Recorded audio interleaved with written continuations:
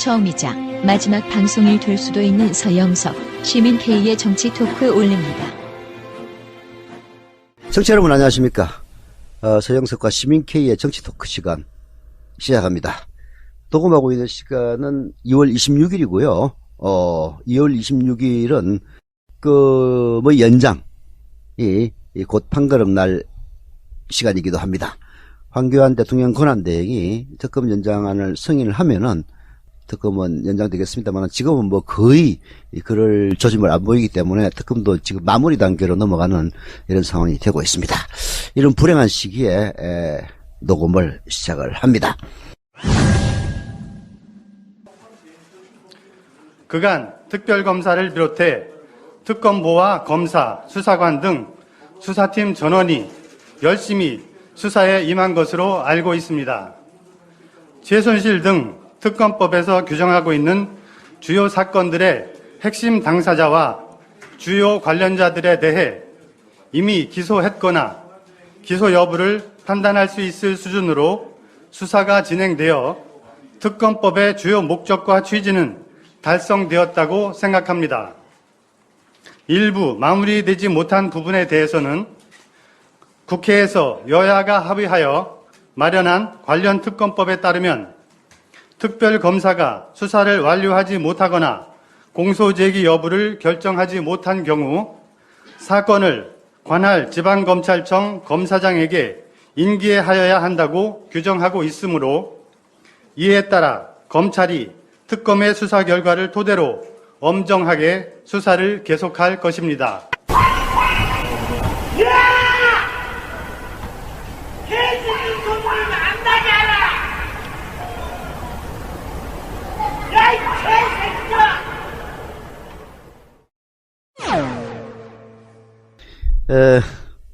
더비평의 지난호를 들으신 분들은 아시겠지만은 이제 더비평의 패널이었던 시민 K와 시민 K를 이제 분리해서 시민 K 한 명이네요. 그러고 보니까 앞으로는 더 커질 수도 있겠습니다만은 따로 이제 방송을 진행하기로 했고요. 그 명칭은 더비평은 그대로 가기로 하고 시민 K와 저와 하는 방송은 정치 토크로 하기로 결정을 했습니다. 자, 후원이나 광고는 여전히 똑같이 해주시면 됩니다. 따라서 정치 토크의 후원금은 일단은 없습니다. 정치 토크의 후원을 원하시는 분들은 역시 공감미디어 정정 대표의 계좌로 후원하시면 됩니다. 국민은행이고요. 015-21-0726-764 정지영 공감미디어. 그리고 광고를 원하시는 분들은 역시 정지영 공감미디어 대표의 휴대폰으로 문자 주시면 바로 콜백이 들어갑니다. 010-2752-1879. 그리고 이건 이제 정치 토크 광고는 아닙니다만은 더비평 광고 중에서 장수사가 또리장군 판매자 광고합니다. 아주 맛있고요. 그 맛에 대해서는 다 이미 결론이 난 상황입니다. 많은 분들이 장수사가 또리장군 지금도 애용하고 계신데요. 이번 주에도 57,000원을 보내주셨습니다. 이건 광고비와 별도로 판매 금액의 10%를 후원하는 겁니다. 지난번 더비평 때 52,000원 보내주셨고요.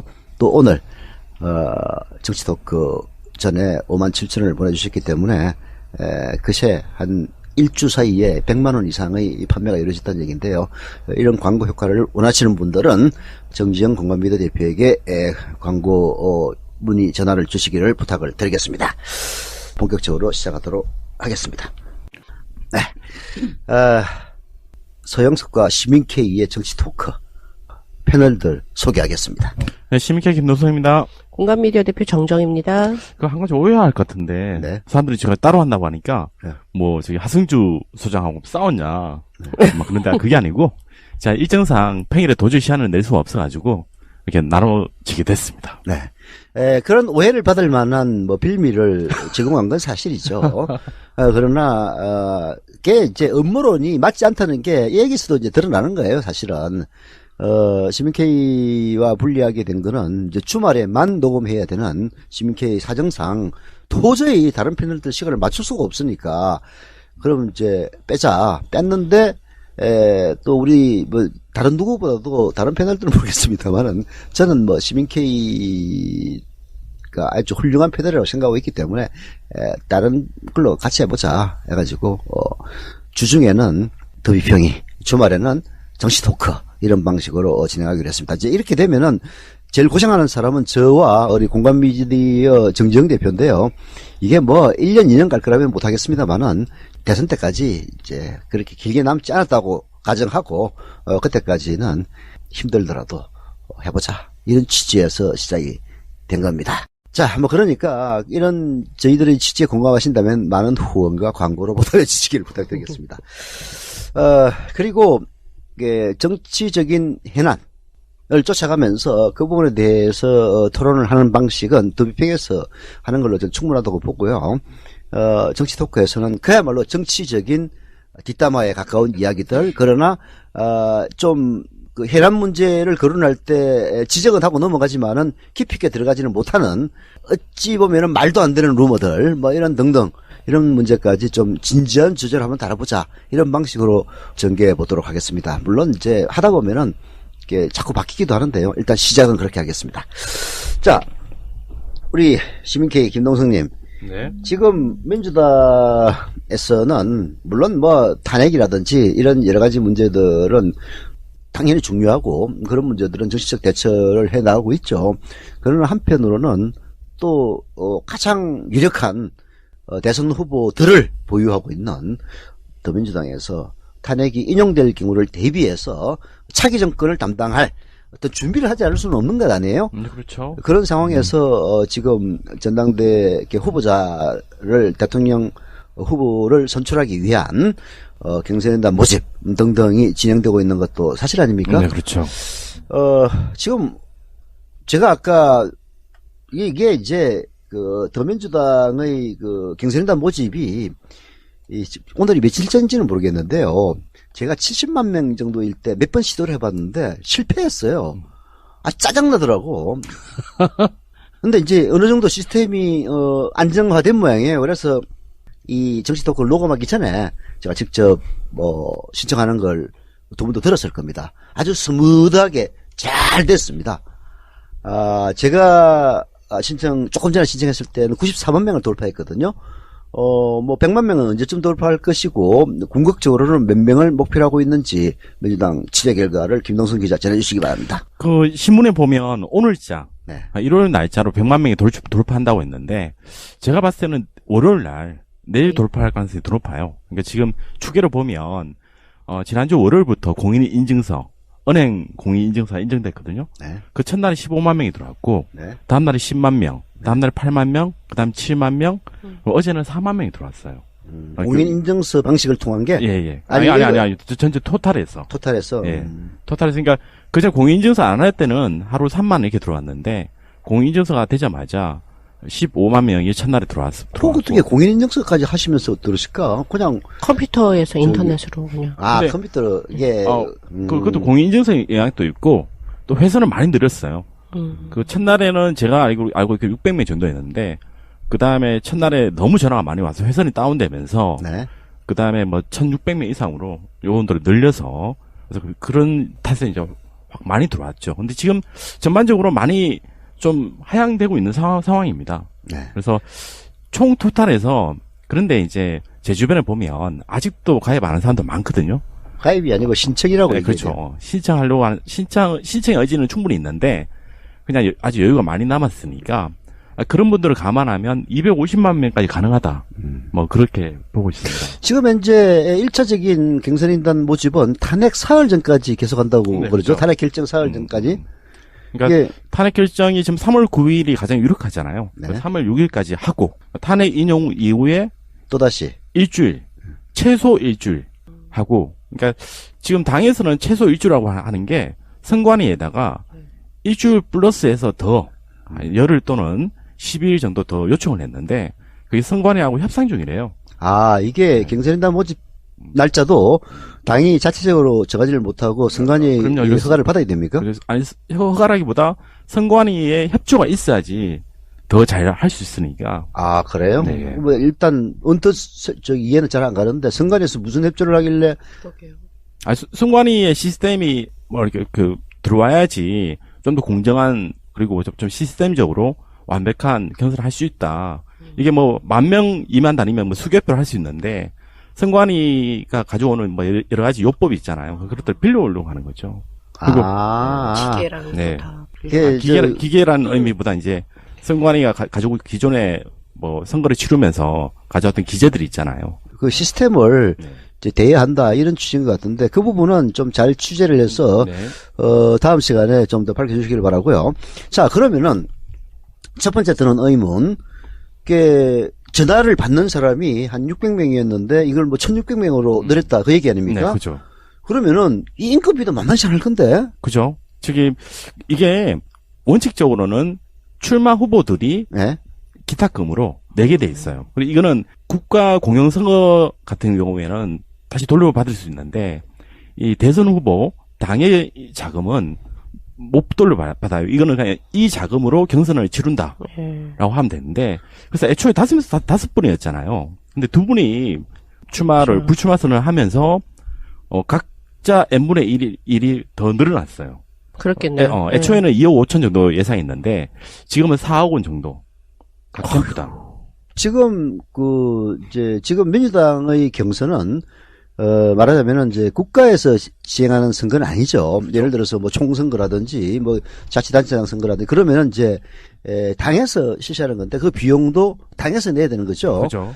근데 당도 뭐 사실 국가 보조금으로 운영하는 이제 정당이니까 결국은 후보자들에게 그 부담의 일부를 이제 전가하는 경우가 있고 이게 말하자면은 이른바 기탁금이라는 네, 그렇죠. 원래 이제 기탁금이라는 거는 그 당내에서 하는 걸 기탁금이라고 표현하면 안 되죠. 그 기탁금은 공직선거에서 후보자가 내는 돈을 기탁금이라고 합니다. 그래서 15% 이상 득표를 하면은 기탁금의 100%는 아닌데 한 거의 인정되는 부분은 거의 대부분을 돌려받게 돼 있어요. 15% 이상 득표를 안 하면은 못 받습니다.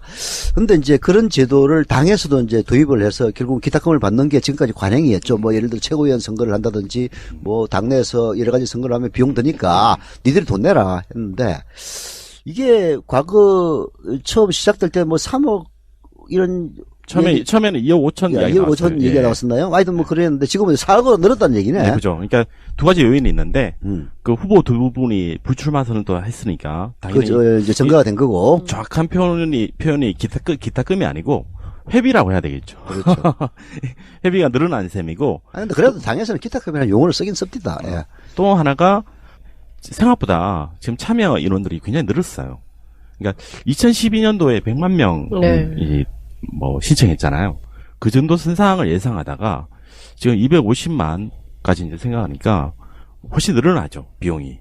그래서 당도 좀 고민이라고 합니다. 그러니까 이 비용이 200만 명 넘어가면 자, 정확한 예산은 잘 모르겠는데 한 70억 이상 소요된다고. 그래서 지금 당이 다른 사업은 하지 말라고 돈 들어가는 거는 그런 상황이고. 지금 후보로 이제 예상되는 사람은 딱 세 분 있지 않습니까? 그렇죠. 문재인, 네 분이죠. 네 분이니까 최성호 이재명, 시장까지. 그다음에 안희정. 안희정, 네. 최성 시장이 네. 있습니까? 죄송합니다. 최성 시장의 동생인 최진 씨가 광주일보 기자였는데 지금 어디 뭐 이상한이라고 얘기하는데 무슨 부총장으로 이름 붙여가지고 TV 토론에도 많이 나오더라고요. 어떻든, 고양시장에 있는 최성 씨까지 이제 4명인데, 4명이 뭐 예를 들어 4억씩 낸다고 그러면 12억 정도밖에 안 되지 않습니까? 16억이죠. 그렇지. 그죠. 4, 16억, 16억이네. 요즘 뭐 산소가 잘 안 됩니다. 자, 그러면 한 70억 정도 든다면은 54억은 결국 당에서 부담해야 되겠네요. 그죠. 그래서 당이, 이번 대선 지면 완전 쪽박차게 성했다고 걱정입니다.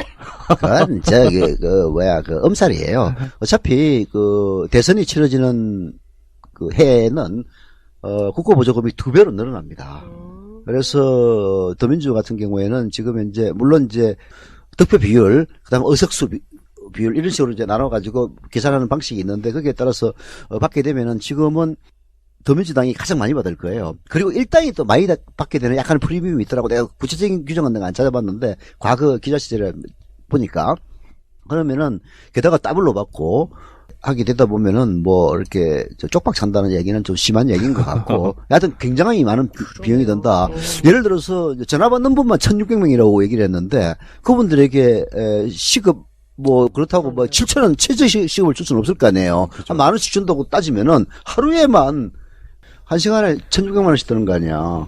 그러면은 24시간 가동 안 하겠다. 8시간 가동한다고 치면은 한 3, 4억 정도가 하루에 날아가는 그런 경우가 되니까 그렇죠. 이건 뭐 어마어마하다고 봐야 되겠네요.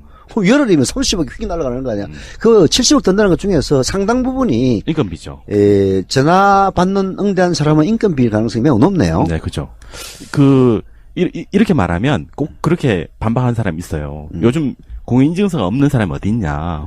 뭐 왜 전화로 하냐. 그렇게 말씀하시는데. 네. 근데 해보면 공인인증서 없는 사람 생각보다 굉장히 많고요. 그걸 또 불편하게 생각하는 분들이 굉장히 많아요. 그리고 연령대 있는 분들은 그렇죠. 예, 힘들죠. 예. 그래서 인터넷 뱅킹 같은 거 못 믿어서 안 하시는 분들이 그죠. 있거든요. 그리고 전화를 아까 해봤지만 굉장히 간단하잖아요.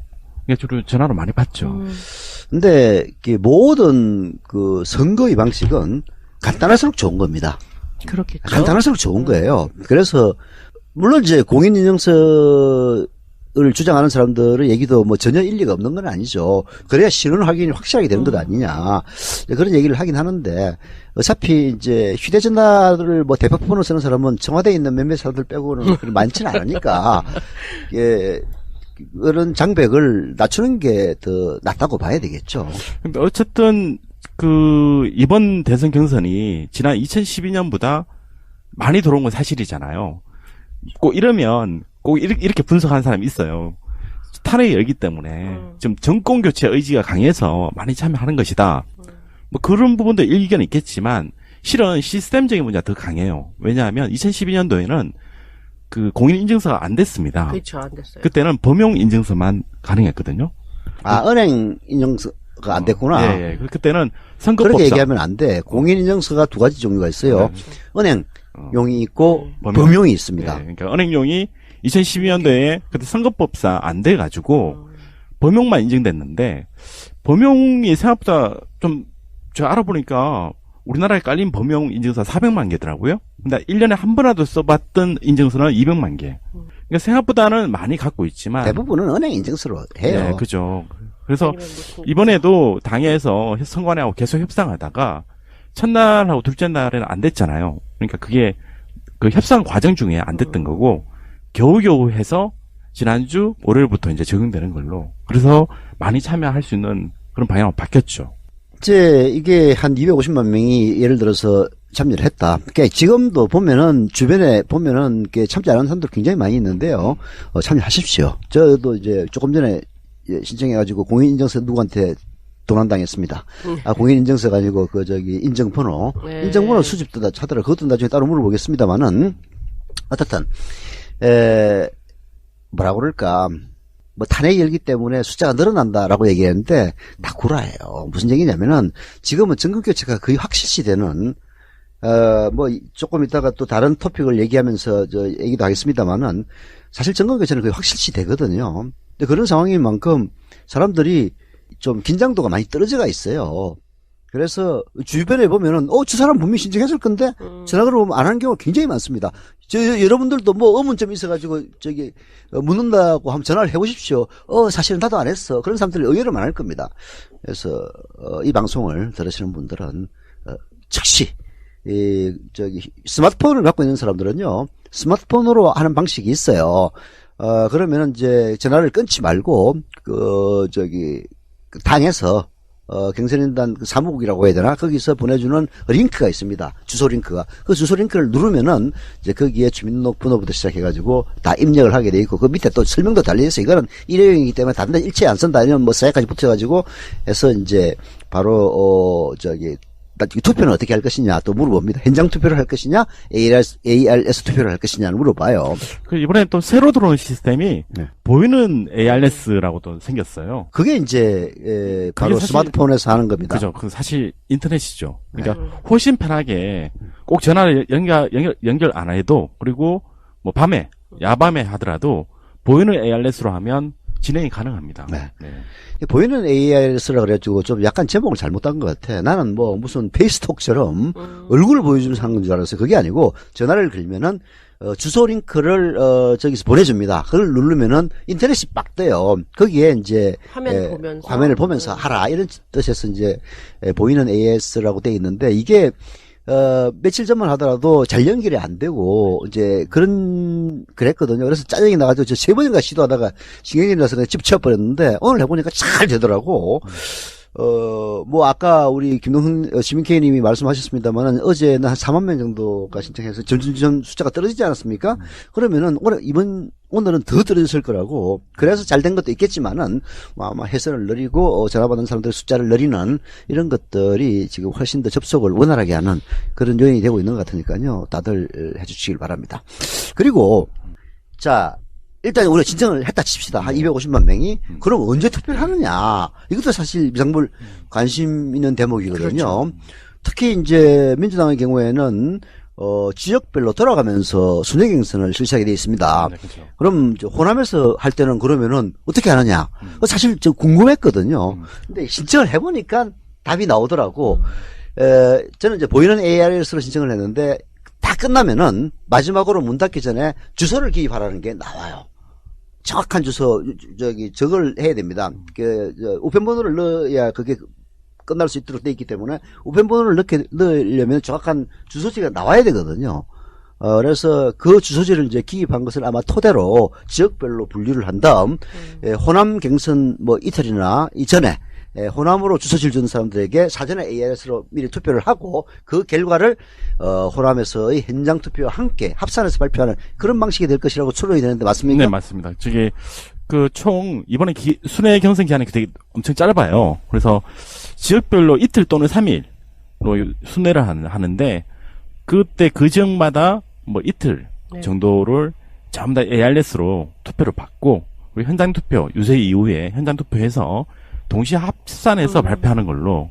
그래서 이렇게 되면 어떤 지역의 결과가 타 지역에 영향을 주죠. 그렇죠. 예, 그런 방식입니다. 뭐 호남이 문재인이 가장 불리하다고 여겨지는 데니까 그게 이제 문재인에게 역 인센티브를 준 거 아니냐 이런 얘기를 이제 많이 듣고 있죠. 사실은 뭐 아마도 이런 여러 가지 경선 절차와 관련해서 이제 각 후보자들끼리 측에서 나와가지고 협상을 합니다. 근데 이제 하도 말이 많으니까 문재인 전 대표가 하자는 대로 해라 해가지고 이제 이렇게 된 건데 결국은 호남에서 이제 출발한다는 것 자체가 문재인 후보를 제외한 다른 후보들에게 그만큼 메리트를 더 준 거라고 볼 수가 있죠. 뭐 결과론적으로 그렇게 해석할 수 있죠. 네. 예, 결과론적으로는 그러니까 당에서는 지역별 등가성이 없는데 다 똑같은데. 뭐 어떤 지역에 더 표가 더 가산이 되고 가치가 그런 게 아니니까 뭐 의미 없다라고 하는데 막상 캠프의 입장에서는 안 그렇겠죠. 호남이 누가 잡느냐에 따라 결과가 상당히 달라지죠. 이거는 내가 보기에는 안희정 지사를 위한 일정인 것 같아요. 호남 다음에 충청입니다. 이제 호남에서도 사실 이제 뭐 초창기에는 물론 이제 호남에서 지지도를 보면은 과거에는 안철수가 없었고 당을 넘어서 지금은 이제 문재인이 가장 앞서는 이제 이런 상황이긴 합니다만은 당내 인사들로 이제 압축을 시켜서 딱 보면은 예를 들어서 최성 시장도 출신 호남이에요. 호남이지. 그다음에 과거에는 이재명 시장이 호남에서 인기가 꽤 높았거든요. 그렇죠. 지금은 또 안희정 지사가 높습니다. 물론 이제 문재인에게는 좀 뒤지긴 한데 그래도 문재인 이후에는 이제 안희정 지사가 가장 앞선 이런 상황인데 여기서 안희정 지사가 어느 정도 표를 얻고 그 다음에는 또 안희정 지사의 표밭이라고 볼 수 있는 충청도에서 또 경선을 해요. 그래서 이걸 보면은 안희정 지사에게 가장 사실 또 이재명 시장 입장에서도 약간 좀 열받을. 근데 사실 또 이재명 시장 같은 경우는 이제 경기도가 뭐 근거지라고 봐야 되나? 여하튼 볼 수가 있는데 수도권은 이제 제일 마지막에 하잖아요. 그죠? 그렇죠. 뭐 이런 것들은 있을 것 같습니다. 근데 이제 또 이런 얘기들이 또 떠들더라고요. 그게 이제 지역이 맨 마지막에 이제 주소를 이제 기입하게 돼 있는데 예를 들어서 문재인을 싫어하는 후보를 지지하는 그 누군가가 내가 비록 서울에서 살지만은 호남으로 등록을 해서 처음에 그냥 고랑땡이를 먹여주겠다 이런 취지에서 주소지를 엉터리로 기재하는 그런 사례도 있을 것이다. 하필이면 또 문재인 전 대표의 예를 들어서 좀 미안하긴 한데 알아듣기 쉽게 그렇게 했는데 그런 게 사실 가능합니까? 그게 실질적으로 가능은 일단 해요. 이게 우리 지금 민주당 경선의 가장 큰 허점 중에 하나거든요. 그렇지. 예, 주소지 확인이 안 됩니다. 근데 이거는 어떤 시스템의 문제가 아니고 무선 전화로 하다 보니까 생기는 문제거든요. 주소지 확인을 그렇죠. 정확하게 하기가 어려워요. 이게 호남에 자기가 아는 주소지가 있다면은 그렇죠. 이게 모르면 뭐 어쩔 수가 없지만은 아는 주소지가 있다면은 그거 집어넣어 버리면 서울 사람인데 호남으로 분리될 거 아니야. 그러니까 그래서 당에서 이제 대비책은 그 샘플류를 뽑아서 그러니까 그게 이제 가입할 때 가입해 보신 분들은 아시겠지만 주소를 끝까지 넣어야 돼요. 가입이 아니고 신청이라고 그렇죠. 해야 됩니다. 이게 무슨 어디 다단계 판매도 아니고. 그 신청할 때 주소를 끝까지 넣어야 된다는 거는 사실 심리적으로 상당히 압박이 되죠. 대충 뭐 광주, 광산구 이런 것도 아니고 주소를 끝까지 넣게 만들고 그리고 선거 이 마감 이후에 그걸 샘플링을 해서 진짜 그 사람이 거기 사는지에 대해서 확인을 해보겠다는 겁니다. 그러면 심리적으로 뭐 어떤 조직 측에서 그 동원을 하기가 불가능하죠. 그게 만약 걸리면 박살나니까. 그렇죠.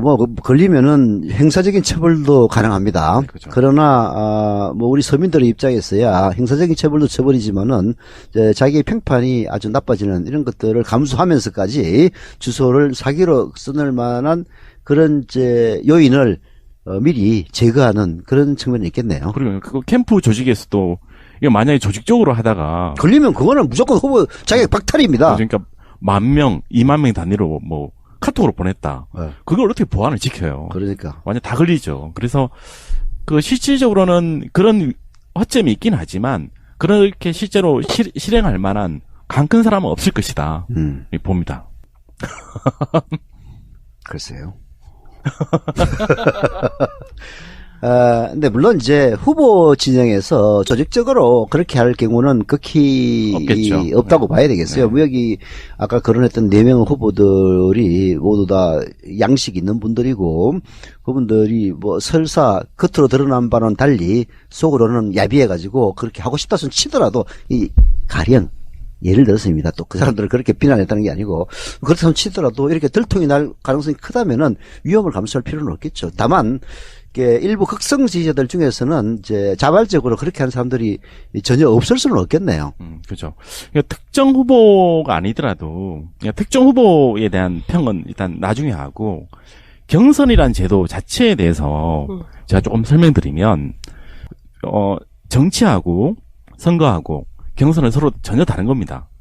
그러니까 뭐 김치국수, 김치찌개, 김치라면처럼 서로 전혀 다른 테마고 경선이라는 제도는 예를 들면 이런 거죠. 지난 2012년도에 문재인 후보가 몇 표 득표한 줄 아세요?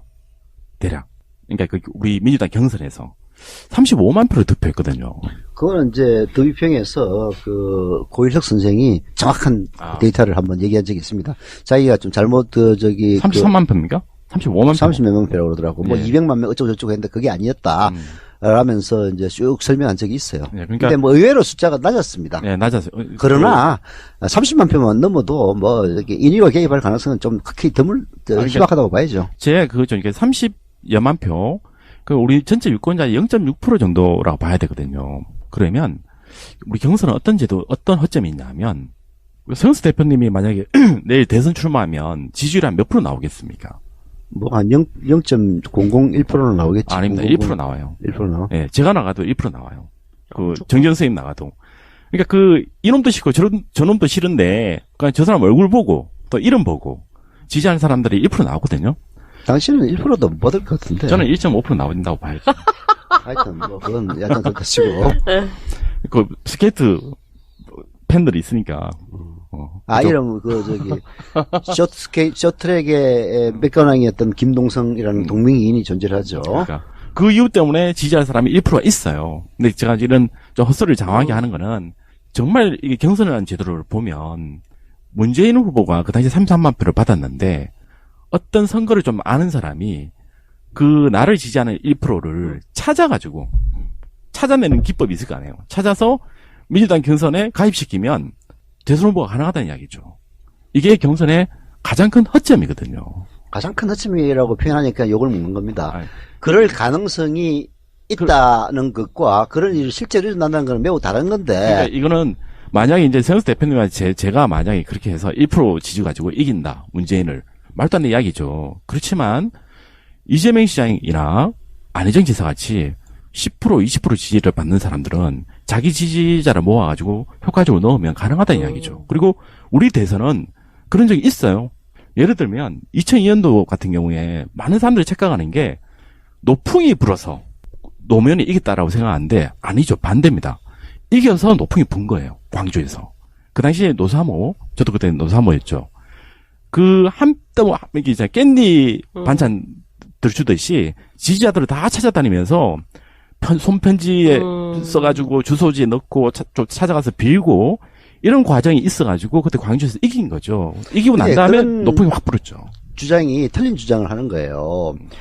이게 결국은 이제 그 노풍이 분 원인을 이제 말하자면은 지지자들의 열성적인 활동, 말하자면은 그 유권자를 찾아가는 열성적 활동이라고 지금 주장하고, 그와 동일한 일이 벌어지면은 사실 지지도에서 훨씬 떨어지는 안희정이나 이재명 시장도 그런 방식으로 문제를 이길 수 있다. 그런 이제 주장을 하는 거 그렇죠. 아니에요. 그 이야기죠. 완전히 틀린 이야기입니다. 왜 완전히 틀린 얘기냐면은, 자, 그때 노사모가 그렇게 손편지를 쓰고 온갖 을 다 했다 손 치더라도 광주 경선 직전에 노무현이 이해창을 이긴다는 여론조사가 안 나왔으면은 백약이 무효입니다. 예를 들어서 어떤 후보자를 강력하게 지지하는 사람이 우리 후보자 진짜 훌륭한 사람이니까 지지해 주세요라고 해서 지지를 갖다가 해주지 않는다는 얘기예요. 아무 소용 없습니다. 그런 식으로 따지면은 저기 자유한국당이지, 자유한국당에서 뭐 원주철도 되고 김문수도 되고 다 된다는 얘기예요.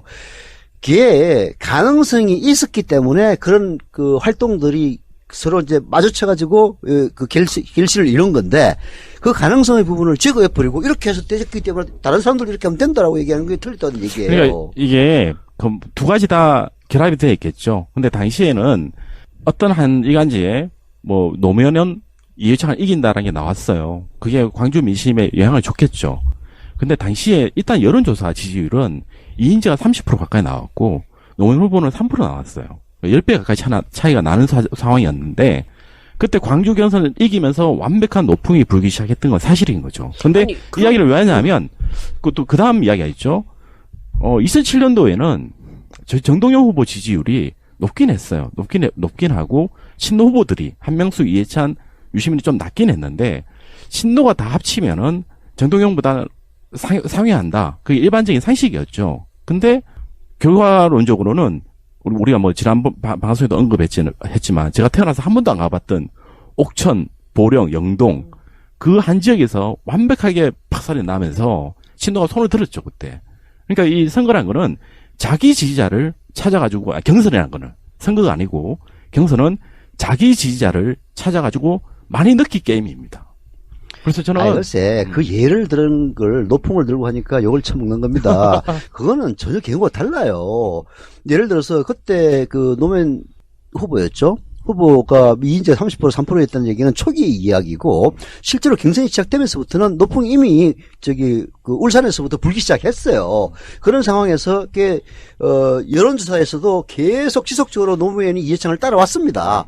계속 따라왔어요. 이인재 대 이해창을 붙으면 아주 백전백패로 깨지는데, 노무현은 처음에는 깨지다가 쭈쭈쭈 따라오고, 나중에는 그 경선이 시작됐을 때 무렵에는 이해창이 40 나오면 노무현이 35 나오고 이러단 말이에요. 그래서 하고 있는데, 강주 경선 직전에 여론조사에서 이해창을 드디어 초월했던 겁니다.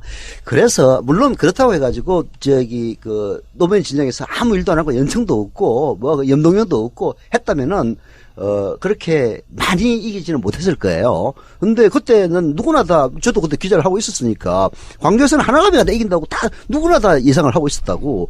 그런 상황에서 뒤집어진 거는, 염동연을 위시했던 연청이 사전에 이제 광주에 있는 많은 당내 유권자들에게 편지도 보내고, 노무현 대통령 진짜 훌륭하신 분입니다. 특히 지역 화합을 위해서 광주 사람은 아니지만 뭐 이런 식의 눈물겨운 프레이드가 존재를 했죠. 그래서 그게 결합을 했던 건 맞아요. 맞지만은 그때 말하자면은 노무현은 이해창과 붙으면 이길 수 있는 후보다라는 확신을 못 줬더라면은 백약이 모였다는 얘기예요. 아니, 그래서 상황을 갖다가 무시하고, 제가 궁금한 그러니까 점이 무시하는 게 이건 아니고, 무시하는 게 아니고, 그래서 하나 제가 이야기 왜 하냐 하면, 당시에 선거란 거는 결국에는 깻잎 하나 이렇게 깻잎에다 양념 바르는 건데, 그리고 투표자가 투표하는 거잖아요. 투표하고 난 다음에 그 결과가 선거, 그러니까 경선 결과잖아요. 그때 제가 느꼈던 감정은 광주에 가보니까 노무현에 대해서 호의적이지 않지만 어떤 문제가 있었냐면 이인재 진영이 이인재 사람들이 굉장히 건방지다. 거만하다. 라는 그런 평이 굉장히 강했거든요. 그 상황에서 노무현 지지자들이 와서 이렇게 넙죽 엎드리니까 사람들의 마음이 움직인 거죠. 아니 그러면 그러니까 아까 그게 두개 다 맞는 잠깐만요. 이야기죠. 제가 궁금한 게 이 부분을 약간 확인을 해보려고 그러는데 여론조사에서 그러니까 일반 국민 전체 국민 그냥 여론조사였겠죠. 거기에서 이회창을 이길 수 있는 유일한 후보였던 거 아니에요? 그럼 노무현 대통령이. 그렇죠. 그러면 시민 K님이 말씀하셨던 이인재가 거의 30%고 노무현이라는 후보는 5%밖에 안 나왔다는 건 그럼 당내 지지도가 그 당시 거예요? 일반적인 여론조사를 해보면 그러니까 결국에는 유권자는 한 명을 택해야 되잖아요. 이인재냐 노무현이냐. 그랬을 때는 이인재가 그 당시에 민주당 후보가 되는 게 맞다라는 게 그 전에는 네. 경선 전에는 일반적인 뭐 관측이었죠. 일반적인 관측이나마나 그런 여론조사는 나온 적이 없습니다. 이게 그럼 이거는 뭐예요? 지금 잘못된 아니 지금 찾아봐요. 이인재가 그때 훨씬 높았어요. 지지율이. 이게 초창기에 이제 이런 거 그걸 자꾸 설명해야 되는 나도 좀 구체해지는데 이게 말이 안 되는 주장을 해가지고 계속 지금 이렇게 말하자면은 그 시민 K님이 얘기하고 싶은 취지는 이런 거라고 저는 생각이 들어요. 지금 문재인 지지도가 매우 높고 이런 상황에서 대세라고 해도 우리가 직접 투표하지 대세라고 않으면 해서 이렇게 하지만은 예를 들어서 어떤 후보 진영에서 그 250만 명을 일일이 다 찾아다니 가지고 불가능하다고 생각되지만은 그래도 해서 하면은 결과가 바뀔 수도 있다. 30%라는 게 0.6%밖에 되지 않지 않느냐, 유권자 중에서. 250만 명? 그럼 한 1.8% 정도 되겠지. 이런 상황에서 충분히 바꿀 수 있다. 조심하라면 그런 취지로 얘기하는 것 같아요. 근데 그런 얘기를 그런 식으로 채속하게 얘기하면은, 이게 네가 예를 들어서 문재인 지지 문바라고 얘기한다 문바가 맞느냐 이런 얘기를 듣는 겁니다. 여하튼 이제 그런 취지에서 얘기하는 거라고 생각하기 때문에 자, 더 이상 얘기를 하지 않겠는데. 그 부분은 그때 당시를 이제 반출을 하면 이래요. DJ는 이인재에 대해서 빚을 갖고 있었습니다. DJ가 당선되는 데는 이인재가 뛰쳐나와서 그렇지 그 한나라당에서 불복 출마했던 그랬죠. 탓이 굉장히 커요. 한 200만 평과 300만 평 가져갔으니까 그 이후에 이제 경선 참여한 놈은 출마 못하도록 이인재법도 생기지 않았습니까? 그래서 이인재를 황태자로 생각했습니다. 그러니까 이인재는 김영삼 정권 때도 황태자였어요. 그랬죠. 그래서 DJ 정권에도 황태자가 됐으니까 참 보면은 카멜레온으로 잘 하는 사람이야. 그러니까 뒤끝이 별로 안 좋지만은 여하튼 이제 그런 상황이었기 때문에 당에서도 이인재를 다 지원을 했어요. 노무현은 뭐 그런 게 있어 이 정도였다고. 그런 상황이다 보니까 초창기에는 이게 이인재는 30%가 나온 적이 없어. 나온 적이 없는데 노무현보다 지지도가 높았던 건 사실입니다. 그러나 실제로 이제 경선 대회에 들어가면서부터는 그 노무현 그때 말하자면은 이른바 제야에서 야 이인재로는 이창을 절대 못 이겨. 그나마 이길 가능성이라도 가지려면 노무현밖에 없어. 라는 얘기들이 그래서 뭐 그런 책도 하나 있었어요. 누가 썼더라? 장신기가 썼나? 뭐 이인재로는 안 되지만 노무현은 된다는 그런 취지 책을 낸 적도 있고 그런 여론들이 밑에서 제에서 이제 말하자면 분출하고 있었던 거죠. 근데 경선점에 가면서부터 이제 이인재가 이른바 보수 포용한다고 쓸데없는 얘기 많이 하고 뭐 온갖 욕을 이제 먹으면서 지지도가 점점 떨어지고 노무현이 올라가고 이런 상황이었어요. 근데 그때 이제 그 여론조사 기관에서 뭘 했느냐면은 그냥 요즘으로 따지면은 그때는 그거밖에 없었어요. 다수 후보를 열거해 놓고 누구를 많이 지지하느냐라는 식의 여론조사밖에 없었는데 그때 처음으로 몇 군데에서 1대1 대결, 요즘은 1대1이 뭐 보편적이었는데, 그때는 별로 보편적이지 않았습니다. 그래서 1대1 대결을 이제 시켜보는 이런 걸 했는데, 처음에는 뭐 이해창 그때는 이인재가 제일 높았으니까, 이인재를 하면은, 그때 이제 이해창이가 50 나오면은 이인재가 30 나올 때도 있고, 20 나올 때도 있고, 그러나 절대로 이길 수 없는 그 퍼센티지가 됐던 거죠. 초창기에는, 노무현은 뭐, 아예 조사도 안 했어요. 왜냐면은, 그 후보가 될 가능성이 없다고 봤으니까. 근데, 이인재가 떨어지고 노무현이 올라가는 현상이 벌어지니까 드디어 같이 넣기 시작한 거야. 이게 이제 여기서 계속 점수를 얻었던 겁니다. 그래가지고 맨 마지막에 이제 강경에서는 바로 직전에 여론조사에서 처음으로 이해창 대 노무현 1대1 대결에서 노무현이 근소하게 2%가 이겼을 거야. 내 기억은. 여하튼 이제 그런 식의 말하자면 백그라운드가 없었더라면은 광주의 기적이 일어날 수가 없었는데 그게 더 중요한 팩트죠. 나는 그것 때문에 이겼다고 봐요. 토론회하면서 그러니까 또 그 점수를 많이 인기를 어떤 얻었죠. 부분 때문에 이겼냐 이제 이 차이인데 그 언론사가 어디냐 하면 시사저널이거든요. 시사저널 안 해요. 시사저널이었어요. 문화일보였습니다. 문화일보와 그 소프레스라고 지금은 이제 없어졌는데 그 외국계를 여론조사 기관이 있었어요. 그때 유명했지. 그때 그 대표 한국계 대표죠. 한국 자회사 비슷한 거였거든. 그 대표가 TNS라는 데서 TN 소프레스에 있을 거야. TNS. 그 여론조사 기관이 나중에 다른 걸로 이제 발전하고 했는데 여하튼 문화일보 여론조사였습니다. 그래서 일요일 날 강조 경선이었는데 문화일보는 습관이잖아요. 네. 토요일 날 발표가 된 거야. 토요일 신문에 나온 거죠. 맞아요. 문화일보니까 토요일자에 나왔지. 그러니까 그 정확히 정정하자면 그 여론조사 나오니까 어떤 한 분이 시사저널에 그 광고 한 면을 사가지고 광주에 있는 분이 아예 그 내용을 갖고 자기 전면 광고를 실었어요. 예. 중요한 문제는 아닌데, 그거 주의하라는 문제를 갖다가, 예를 들어서 그런 식으로 왜곡될 가능성이 전혀 없지는 않아요. 자, 근데 진짜 어떤 그 천재가 있어가지고, 그 천재가 250만 명을 어떻게 다 분류를 해서, 반노에 해당하는, 반문이지, 해당하는 사람을 일일이 다 찾아가지고, 뭐 한다든지, 아니면은 한 사람이 이론적으로는 250만 명 되니까 그 중에서 한 50만 명 정도를 동원을 해가지고 왜곡시킨다든지. 자, 근데 이 부분요. 이 부분이 가장 이제 큰 차이인데, 2002년도에는 선거 방식을 어떻게 했냐면 현장 투표였어요. 100%. 근데 200만 명이 참가했는데 어떻게 현장 투표를 다 해요? 어떻게 했냐면 200만 명이 들어왔지만 지역별로 샘플링 추출을 했어요. 돌려가지고 이 복권 뽑듯이. 그게 뽑힌 사람이 와서 투표하는 방식이었습니다. 2002년도에. 신청은 200만이 했지만 그렇죠. 실제 그때 투표자는 실제로 광주 같은 경우 제가 2,000명 정도로 기억하는데요. 그러니까 그게 얼마나 많은 사람들이 참여했겠어요. 근데 2,000명을 뽑아서 그 중에 온 사람들이 투표를 해서 뽑는 거죠. 그러니까 이게 어떤 천재 또는 어떤 노력이 그 당시에 개입할 가능성이 꽤 높았던 게 그 주소지가 있었거든요. 다 공개돼 있었어요. 그래서 누가 찾아가서 누가 거기에 대해서 효과적으로 설득을 할 것인가. 그러니까 2,000명이니까 안 많잖아요. 가서 찾아가서 다 편지 쓰고 그런 일이 가능했던 거죠. 그 당시에.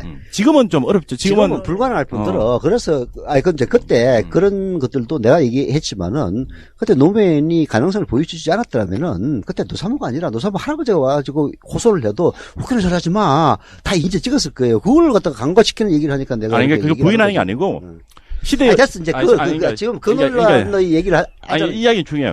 시대의 흐름들이 중요하지만 사람이 투표할 때는 그 사람들의 애티튜드도 보고 행위가 중요한 거죠. 그 사람이 실질적인. 나한테 어떻게 대하는가 이런 걸 보고 투표를 합니다. 저는 그게 꽤 큰 영향을 준다고 느꼈거든요. 글쎄, 그거하고 무슨 상관이 있어. 그래서, 그 애티튜드가 큰 영향을 주지. 예를 들어서 이인재처럼, 황태자 그것을 지랄 연명을 들면은, 저 새끼 안 그래도 뭐 얘기하는 거를 꼭 조선일보 같은 얘기만 하고 있는데, 뭐 그럴 수가 있겠지. 근데 그래서 그게 뭐 어떻다고. 그러니까, 자, 2002년 넘기고 이제 2007년도에 가서 정동영 후보하고 나머지 신노진영하고 붙을 때도, 그때, 그러니까 누가 지지자를 잘 찾아가지고 넣느냐의 게임이었는데, 당시에 이제 정동영 진영은 천진 프로그램을 돌리면서 이미 다 알려졌죠. 자기들이 경선 인단을 받은 것 가운데 전수 ARS 조사를 해서 거기서 정동영을 정말 지지한 사람을 찾아가지고 넣는 방식. 그래서 친노진영은 거기에 대해서 대응책이 없었어요. 그래서 완전 박살났죠. 그게 왜 그러면은 성공을 했겠느냐를 항상 따져봐야 돼요. 그때 말하자면은 이런 겁니다. 그 이전까지 이론서를 쭉 해보면은 이명박 30%, 박근혜 18%, 그다음에 정동영 0.7% 이렇게 나왔어요. 그게 객관적인 그 상황입니다. 이런 상황에서 정동영의 진영에 그런 걸 무력화시키려면은 많은 사람들이 우리가 이길 수 있어 이번에 많이 참여하면은 그래가지고 우르르 참여를 하면은 정동영이 무슨 전수조사가 아니라 전수조사 하나비를 해도 안 됩니다. 안 되는데 그때는 됐어요. 왜? 지지자들이 다 약호가 주고 있었거든. 그래서 나만 하더라도 대선 때 외국여행 갔다니까 투표 안 했어요. 그래서 지금도 후회하고 있습니다. 그때 정동영이라도 찍었어야 했는데 그 이명박근혜 10년을 겪어보니까. 근데 그때 분위기는 다 그랬습니다. 그래서 열의가 많이 떨어져 있었고, 예를 들어서 이해찬이 후보가 되면은 그때는 이명박이었지. 이명박을 이길 수 있다. 그런 확신만 줬다면은 이해찬이 가만히 앉아 있어도 수십만 명, 수백만 명이 달려들어가지고 선거인단으로 들어갔을 텐데. 정동영의 그 획책을 부재시켰을 거예요. 근데 그때는 이른바 친노부라는 사람 중에서 가장 가능성이 있었던 사람이 나는 유시민이라고 봤는데, 유시민이 제주 어디 선거에서 하여튼 떨어지면서 이제 포기하고, 그 다음에 이해찬이었잖아요. 한명숙도 아니고. 이해찬으로 갔는데, 이해찬으로 되겠나? 이런 것 때문에 결국은 열의가 한없이 쳐져 있는 그런 상황이었다는 점을 간과해서는 안 된다는 얘기예요. 그러니까, 아니, 간과를 안 하죠. 간과를 안 하는데. 간과를 안 하는데 왜 그걸 그러니까 중요하지 않은 요인을 중요하다고 자꾸 주장을 하는 거야. 그때, 어떤 일이 2007년도에 또 어떤 일이 있었냐면 옥보용 사건 이야기했는데 그보다 더 컸던 게 그 당시 부산에서 정동영 후보가 이해찬 후보를 누르고 1등이 됐어요. 사실 일반적인 예상을 벗어났죠. 그때 그게 왜 그랬는가를 보면 경선이라는 특징 때문에, 경선이 갖고 있는 허점 때문에 그런 일이 벌어지는 거죠. 경선은 허점 때문에 벌어진 거는 맞아요. 네, 그러니까 이게 이제 넘어와서 현 시점에서 조명하자면, 저는 사실 지금 200만 명 정도 예상하고 있는데, 인증번호로 넘어가죠? 뭐 어떤 특정 캠프에서 인증번호 막 수집한다고 하는데, 왜 수집하겠는가? 이게 보면, 캠프에서 보면, 활동가들이 자기가 모아온 조직표라고 막 집어넣어요. 엑셀로. 막 올려요. 그럼 막 숫자 살려가지고, 아, 이게 우리 지지표구나 이렇게 생각하잖아요. 2007년도에 신노진영이 그것 때문에 대패한 거예요. 그걸 믿은 거죠. 허위 데이터를. 아, 이거는 다 우리 편에? 라고 믿은 거죠. 근데 선거를 해보면 그 허위 데이터를 어떻게 하면 걸러낼 것인가. 그게. 왜 허위 데이터인 거예요? 그렇지. 이게 활동가한테, 뭐, 민주당 무슨 지구위원회 무슨 있잖아요. 활동가한테 당신이 갖고 있는 조직표 다 가져와봐. 근데 그게 가령 어떤 특정 후보에서 이야기를 했으면 이 사람이 우리 편이니까 이야기했는데 그 사람이 뭐 실적 때문에 이렇게 뭐 다른 사람 찍을 사람들 제대로 검증도 안 된 걸 모아오죠. 그렇지 않겠습니까? 개수만 많이 부풀려서 그냥 그죠. 가져온 거네요. 부풀리였다기보다 어쨌든 신청하긴 신청자. 그 사람이 우리 후보를 찍는다는 보장은 없는데도. 보장 없는데 그거를 캠프에서 진짜 우리 표라고 계산을 하기 시작하면 이제 허위 데이터에 속는 거죠. 그러네요. 그리고 이게 제가 이야기 왜 드리냐면 지금 문재인 후보가 여론조사에서 뭐 사실 대단히 앞서 있고 특히 민주당 그 지지자만 보면 정말 많이 앞서 있잖아요. 그리고 역선택 이런 이야기 막 나오는데 의미 없다고 좀 봐요. 무슨 다른 박사모가 들어와서 뭐 안희정 지사를 올려놓고 이런 거는 거의 의미 없는 이야기다. 그런데 진짜 저는 약간 뭐 안지사를 저는 뭐 좋아하긴 한데 저는 문재인 후보를 지지하잖아요. 문재인 후보 지지한다는 얘기하지 마세요. 그러니까 특정 문재인 후보를 디스하면서 지지한다고 얘기하면 안 되지. 근데 이런 입장에서 보면 가장 큰 위험도는 여론조사 믿고 있다가 저는 시골이란데 동네가 굉장히 무서운 동네거든요. 선거에서 보면. 선거를 하다 보면 가장 무서운 사람이 정치 열바나 정치에 관심 많은 사람이 아니고 우리 애청자 같은 사람들이 아니고 정치에 하나도 관심 없는데 그 사람들이 움직여. 그리고 들어와서 투표를 해. 그게 정말 무서운데 시골 지역의 특성에 보면 이장이 혼자 다니면서 한 마을에 얼마나 끌어올 수 있을까요? 그 시의원, 군의원 이런 사람들을 얼마나 가져올 수 있을까요? 저는 오히려 도시보다 어떤 특정 지역이 더 무섭다고 생각하거든요. 하니까. 그래서 사실은 지금 충청 지역 같은 경우에 특히 충남 지역은 뭐 여러 가지 공조직이나 이쪽이 사실은 안희정 지사를 지지한다고 봐야 되죠. 그렇게 움직이고 있으니까. 그리고 실제 여론조사는 거의 뭐 7대3, 8대2로 기울었다. 그 정도 나오니까. 그래서 안 지사 쪽이 만약에 그렇게 움직인다고 하면 이게 선거가 예측대로 가지 않겠구나. 라는 그런 마음이 있죠. 아니, 어제 광화문에서 만난 또 송가역 분들은, 민심은 다 이재명인데 왜 여론조사가 이렇게 나오는지 그러니까 모르겠다라고 또. 그거는 박근혜 지지자들하고 똑같은 얘기야. 각 캠프마다 다 그런 생각들이 있고요. 박근혜 지지자들은 우리는 광화문에 우리가 지금 200만 명, 300명이 나오는데 왜 탄핵을 해야 된다는 여론이 80% 나올지 모르겠다고 얘기하잖아. 똑같은 놈들이지. 이재명 시장의 지지율이 지금 8% 정도 나오잖아요. 네. 그러니까 8%에서 10% 정도 사이 나오는데 다들 만만하게 생각하잖아요. 솔직히 말해서 제 주변에 다 이재명 시장이 무슨 영향을 주겠어? 좀 기울어진 다리다. 근데 선거를 좀 볼 줄 아는 사람들은 이재명 시장을 절대로 만만하게 생각 안 해요. 왜냐하면 이재명 시장이 지금 후원금을 걷었거든요. 예. 8억 한 5천 정도 걷었는데 그 내용을 들다 보니까 다 소액이에요. 구구절절한 사연들 5만 원, 10만 원 이런 사람들이 2만 명이 있어요. 그럼 이재명 시장은 한 5억 내도 되겠네. 8억이나 모았으면. 그러니까 그러네요. 다 n분의 1이니까. 근데 이재명 시장 많이 되시지. 이재명 시장이 왜 그러세요? 가입한 그 돈 낸 사람들이 네. 좀 정말 열성을 갖고 열성이 있다고 봐야 되잖아요. 그 사람들이 내가 10명 해오겠어 라고 하면 20만 명이잖아요. 나 20명 해오겠어 하면 40만이 되고 이게 산술적으로는 이렇게 쉽게 정의할 수 없지만 가능하죠. 좀 가능하다고 봅니다. 그냥 열심히 가입시키면 이거는 완전 진짜 다 참여할 수 있으니까 예전처럼 이렇게 이 선별이 아니라 이게 이제 다단계 하는 사람들이 다 저런 이론을 내세워요. 그렇게 해가지고 대한민국의 돈을 끌어다는데 걸리는 시간은 열흘도 채 안 걸립니다. 이게 이제 실제로 그런 일이 일어나지 않잖아요. 그러니까 이게 저는 아까 정치하고 선거하고 경선하고 다르다고 했던 이유가 이 테마를 잘 구분을 해야지. 글쎄, 이제, 조심해야 된다라는 얘기. 잠시만요. 이게 선거 이런 거죠. 정치라는 게 여론조사라고 하잖아요. 그죠? 네. 우리 대한민국은 5년 내내 대선 여론조사예요. 그래서 1등 나온 사람이 정치를 해요. 그죠? 여론조사해서. 근데 그 여론조사가 선거로 바로 결과로 이어지지 않잖아요. 다른 경우가 되게 많잖아요. 그래서 정치하고 선거 다른 거고.